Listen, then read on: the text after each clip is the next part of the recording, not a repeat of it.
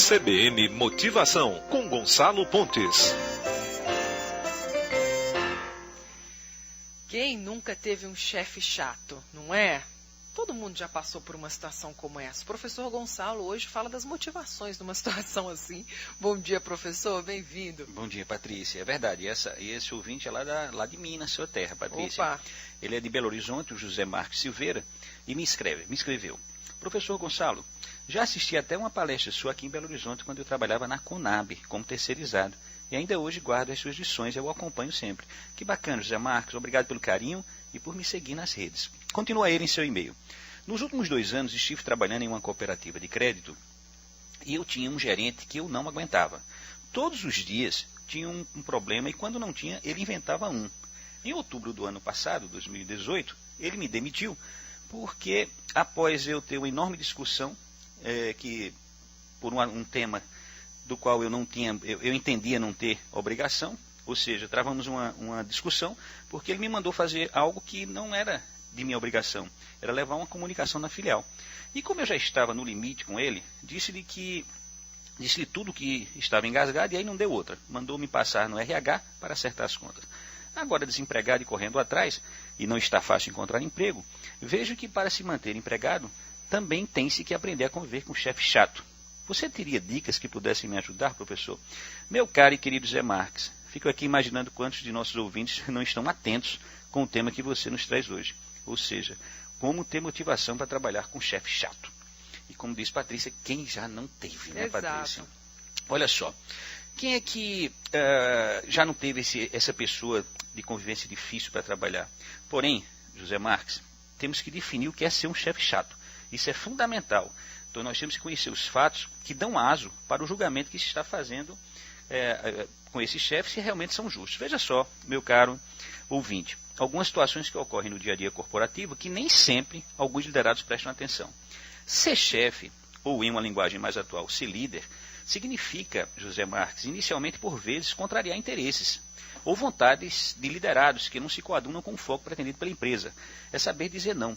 Após a virada desse século 20 para 21, as empresas, minha querida Patrícia, passaram a buscar no mercado o que chamo em minhas palestras de líderes de resultados, que não sejam melindrosos, que aguentem pressão, líderes que tenham foco determinado o tempo todo, que tenham consciência de que trabalharão e terão mais preocupação que todos os empregados, e por isto estes líderes são mais propensos a infartos, a AVCs, e que eles sempre vão ter que fazer mais com menos. Logicamente, um outro fator preponderante para ser um grande líder, sem dúvida nenhuma, é saber lidar com pessoas, é de ter técnicas que utilizem essa relação interpessoal no trabalho. Porém, não se pode confundir esta tarefa com o desleixo, com as tarefas feitas de forma mais ou menos, ou seja, não se pode atribuir o título de chefe chato ao líder que é exigente, com a qualidade e rapidez de entrega, né? É aí onde pode surgir a injustiça para com o chefe. Atente que se o chefe fosse exatamente com todos a forma que era com você, meu caro José Marques, ele era quem seria demitido. Porém, a permanência dele me faz crer se tratar de um líder de resultados. Existe um estudo que eu tenho feito já há alguns anos, José Marques, que define 3 comportamentos de líderes. O primeiro líder é o monocrata e o autocrata. É aquele Quírios de ser, aquela forma de César ser no passado.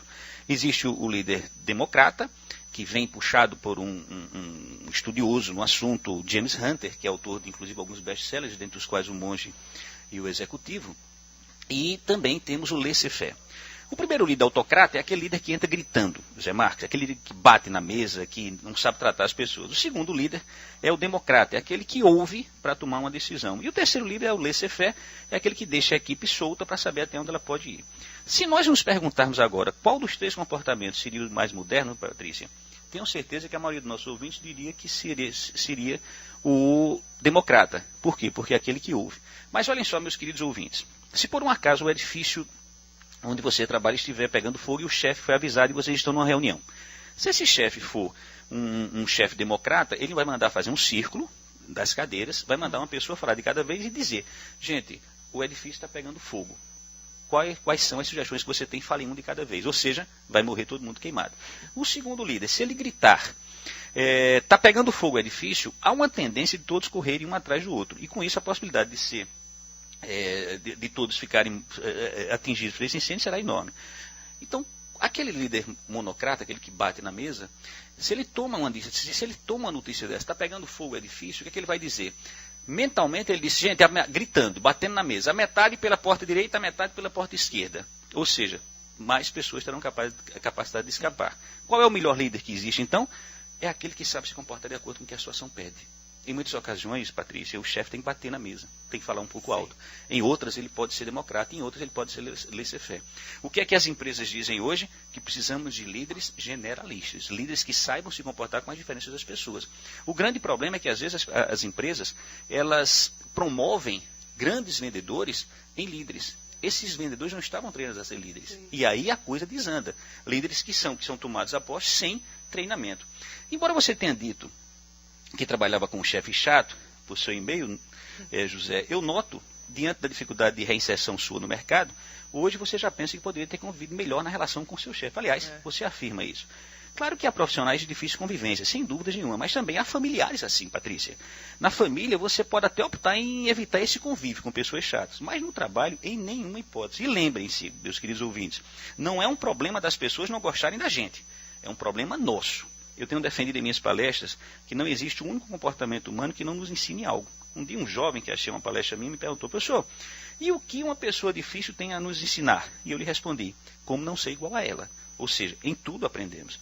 Então, Zé Marcos, lá de Belo Horizonte, deixo-lhes 3 valiosas dicas para o convívio com líderes de comportamentos difíceis. A primeira, analise se o julgamento que você está fazendo a respeito do seu chefe é justo. E lembre-se, os donos da empresa que você trabalha cobra resultados do seu chefe, e cobra muito. A segunda, José Marques, o mundo corporativo prefere o profissional generalista, em lugar do especialista, ou seja, a regra é ser dinâmico. Lembre-se que a sua discussão com seu chefe teve início quando lhe foi pedir para fazer algo fora do que comumente você deveria fazer. A terceira e última dica é que o profissional desejado por toda empresa é aquele que sabe ser disponível, parceiro e flexível. Então, meus queridos ouvintes, com essas dicas de hoje, espero que vocês tirem o máximo de proveito dos chefes difíceis. São essas, Patrícias, as dicas de hoje. Olha, a primeira coisa que eu ia lhe perguntar era exatamente isso, né? Porque muitas vezes a gente acha que o chefe chato é aquele que cobra. Não tem condição, né? Um líder tem que cobrar e ele é responsável por fazer a máquina funcionar. E se você prestar atenção, assim, o líder, ele lidera pessoas. Exato. Então, cada pessoa tem uma parte da meta a ser alcançada. Exatamente. O líder é dono de toda a meta. Então, ele tem que estar buscando. É bem verdade, como eu disse. A necessidade de líderes serem treinados é fundamental. Lidar com pessoas hoje é regra de relação de trabalho. Sim. É tão verdade isso, Patrícia, que as empresas estão priorizando a entrevista e secundarizando o currículo. Primeiro, entrevista-se para depois analisar seu currículo. Como era o contrato do século passado? Pelo currículo você estava contratado. Só que as empresas cansaram de contratar animais humanos.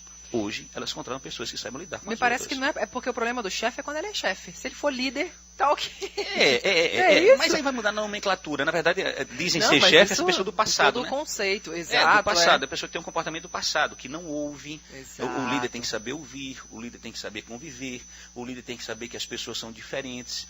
Tem gente que adora que as pessoas falem baixo, tem outras que gostam de falar no olho, tem outras que gostam de falar olhando para baixo. O líder tem que saber que se você mudar... Olha só que exemplo interessante, eu até dou nas minhas palestras. Você tem 2 tipos de profissionais. Tem aquele profissional que você chega assim, seu João, diz o líder, seu João, se o senhor ao meio-dia não tiver concluído a sua meta, eu quero falar com o senhor na minha sala, ok? Mas tem a dona Marinha. O que é que ele faz com a dona Marinha? Dona Marinha, amor da minha vida. A senhora até meio-dia, eu tenho certeza que vai me ajudar, essa meta está pronta. Se esse líder muda o discurso, ou seja, se ele fala gritando com a dona Marinha, que não gosta, não sabe ouvir em voz alta. Certo. E se ele fala manso com o João, nem o João vai alcançar, nem a dona Marinha vai alcançar. Ou seja, o grande líder é aquele que sabe se comportar de acordo com o que a situação pede. Com as particularidades de cada funcionário. Se seres humanos são diferentes, exato. Um grande erro, na minha opinião, da liderança, Patrícia, é quando a gente diz assim, eu gosto de tratar todos por igual.